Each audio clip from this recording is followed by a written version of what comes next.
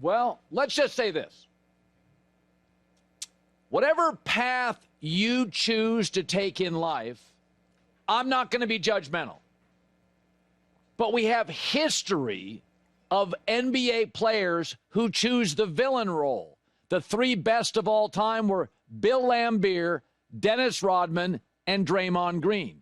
It was a chosen path. Laimbeer and Draymond were better offensively, but they played the wrestling heel too. And with that, it gets messy. So last night's another Draymond night. He gets a foul. It's obviously a technical foul. They go to the replay. You could argue it's a flagrant. I wouldn't, but some would. Now, he has toed the line his entire career. I don't see him as a victim, but I have defended him. I defended Laimbeer and Rodman. They are great at what they do. They provide an edge and toughness. They're annoying. They get into people's heads. Now, Draymond also has some impulse control issues, and Steph Curry and Steve Kerr are often almost therapists during these outbursts. It's interesting, Draymond actually statistically gets more technicals when Steph Curry doesn't play. So there is something psychologically about Draymond when his guy, when the star's gone, he gets ramped up. Then later in the game, he's on the bike. Draymond has an altercation with a fan. A fan says something inappropriate. The fan, it's a slur, gets tossed out of the game, as he should be. There's knuckleheads everywhere. And afterwards, Draymond Green was very upset about an agenda and how he is often viewed in his eyes. I look like the angry black man. I'm not an angry black man. I'm a very successful, educated black man with a great family. And I'm great at basketball. I'm great at what I do. The agenda to try to keep making me look like an angry black man is crazy. I'm sick of it. It's ridiculous. Now, I have said this before. I have employed him for several years. He's as coachable as any employee I have because Tom Izzo and Steve Kerr are tough coaches, so he likes to be coached. He gets along with people. He's totally professional. But he has chosen the path, like Bill Laimbeer did, to be a confrontational player. With that path in life comes fame, comes riches, and it gets messy. I went to a Bill Laimbeer game and heard people attack him in the layup line before the game. That is the path Laimbeer chose. He didn't have to do that. And Draymond Green, last night with Steph out, you knew the crowd was going to be all over him. So that's the path he has taken. But I would say with Laimbeer, and I'm old enough to remember Bill Laimbeer with those Pistons, that Laimbeer and Draymond are effective, they're complex, they embrace it. It is a very volatile path to take. You'll get rich, you'll get famous, and you'll get a ton of crap. If Steph Curry or Kobe Bryant beats you, it feels artful. If Rodman, Laimbeer, or Draymond beat you, it feels like they're cheating. They're skirting the rules. They're pushing the envelope, and they are, and I have defended it.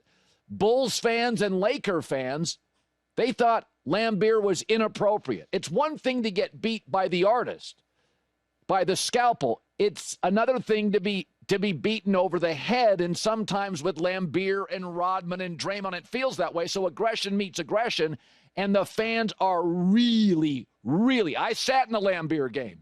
I've been to a Draymond game on the road. It is different. But I will say this about the value of what Draymond provides. So the three most disruptive players in terms of like style in my life are Rodman, Laimbeer, and Draymond. Now, Laimbeer and Draymond are better offensive players, but those three. Think about this for a second. Who are they coached by? In my opinion, the four best coaches in league history, at least in my life history. Popovich, Chuck Daly, Phil Jackson, and Steve Kerr. So the smartest coaches in league history had the three villains because they understand the value, the rebounding, the screen setting, the toughness. NBA playoffs have always been loosely officiated. They allow more physicality. Phil Jackson absolutely knew that they had different rules for Rodman. He could go to Vegas during the finals. And the same with Laimbeer or Draymond Green. They have incredible value. But being the villain is a choice, and it's messy. Here is Draymond angry after, and here's Steve Kerr as well. Like the angry black man. I'm not an angry black man. I'm a very successful, educated black man with a great family. And I'm great at basketball. I'm great at what I do. The agenda to try to keep making me look like an angry black man is crazy. I'm sick of it. It's ridiculous. He's going to have to stay composed. Obviously, we need him. I'm confident that he will because he knows, he knows the circumstances. It's part of Draymond, the same thing that makes him such a competitor and a winner, puts him over the top sometimes. And, we know that. And it's our job to try to help him stay poised, stay composed. But the competition is so meaningful to him that, occasionally he goes over the line. And last night was viewed as going over the line. So this is interesting. Brian Windhorst is a guy I trust, and Brian Windhorst has been talking about this over the last couple of days. If the Celtics lose this series, and I still think Boston should win it, but we acknowledged this yesterday, the NBA is allowing the most physicality that I remember in the playoffs, even above most years, and we told you and have for years, this is what the NBA does. It's a different level this year. And that plays into New York's hand much more than it does the Celtics' hand. But I still think the Celtics should be favored to win the series. And I know that's Looney Tunes.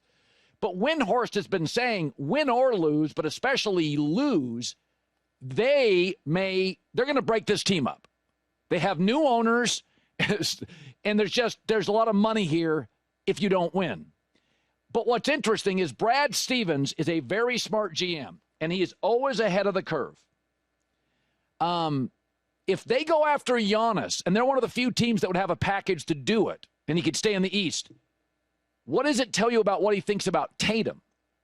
Fans tend to think that if you score a bunch of points, you're a number one. No, James Harden was never a number one. He was a number one scorer. But Houston mistakenly thought you could build around him. Westbrook, Chris Paul, he didn't work with anybody because he doesn't work on the defensive end, and he's flighty and flaky. Okay, so he's not a number one. He's a number one scorer. Kawhi and Embiid, to me, they can't be number ones. They're never available. You can't have a quarterback play 11 to 12 games a year. That's not, I don't care if they're as good as Lamar Jackson. You got to be there. Every single Sunday playing hurt. You got to be there.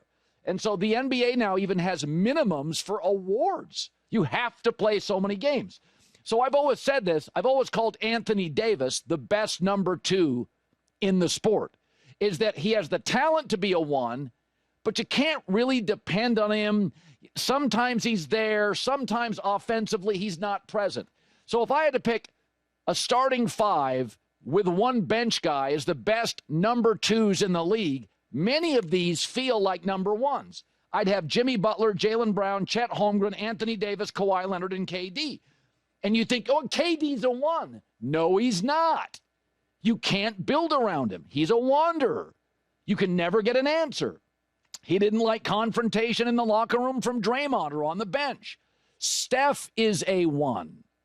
KD's personality. His game's a one. So is Ja Morant's game. So is Zion Williamson's game.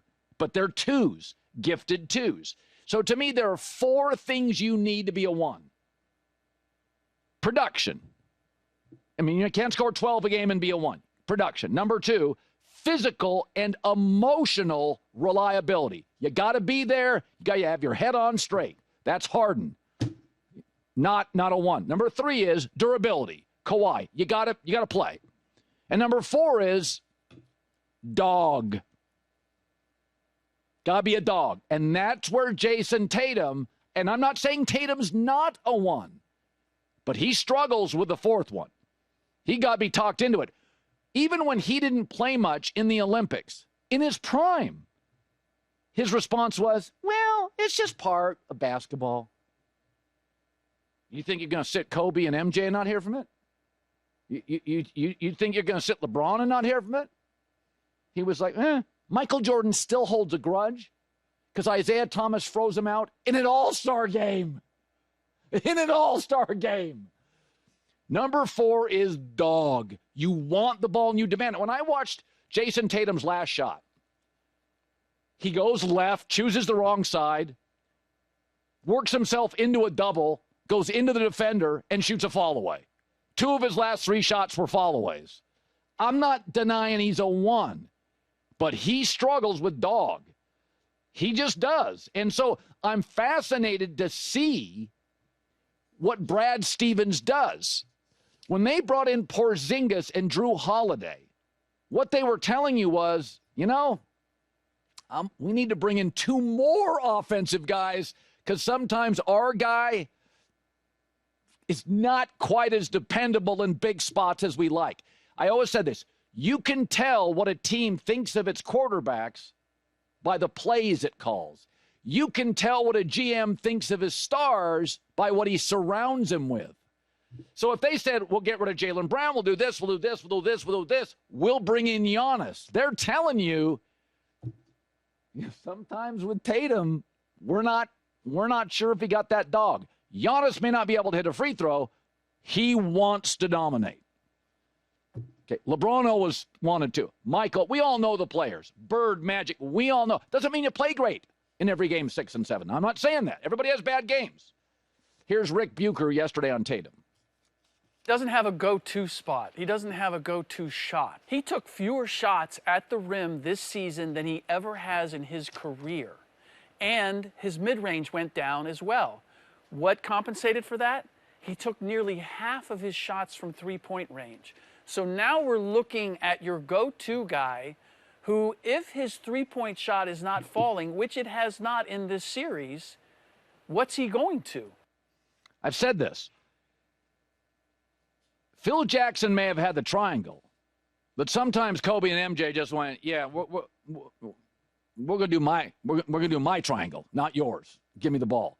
I think Tatum too often complies and is collaborative with this analytical three-point parade. And I think he should push back. And sometimes, guys, I'm getting a bucket.